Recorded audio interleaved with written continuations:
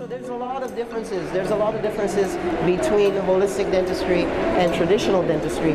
There's a lot of things that we would do that are different as far as how it is that we treat our patients, what it is that we do for our patients. We don't use any of the we don't like to use metals in the work that we do, because we see that there's no place for metals in the patient's mouth. The metals cause you like a real issue, you know. So instead of using titanium implants, we use ceramic implants.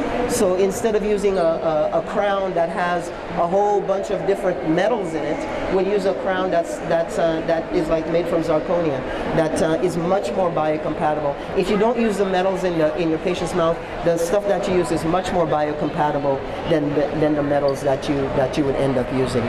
You know, so those are some of the things that we work on really like on a daily basis.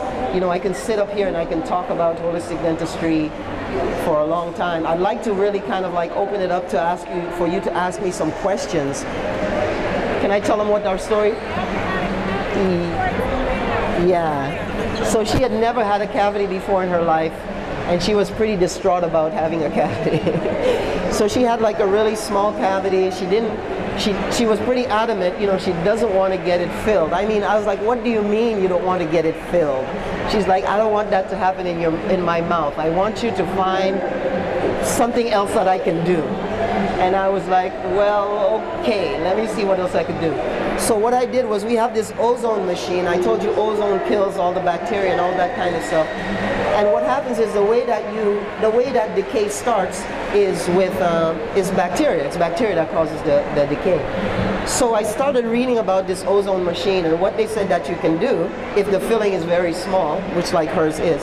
If it's very small, what you do is you take you can inject that ozone into the filling, maybe a couple of times, and that will kill the bacteria that's in the area for that filling. It will kill that bacteria, and that will stop the cavity process from moving forward. And then we can do the remineralizing. I found that the one without she's got me doing all this work. The one without the milk products, yeah. So I found that the one without the milk products. So then what you do is you just keep applying it on there, so that until you get some remineralization. Yeah, so we're able to do that, but it's because she has like a very, very, very small filling. I don't know how that would work on a much larger filling. I mean cavity.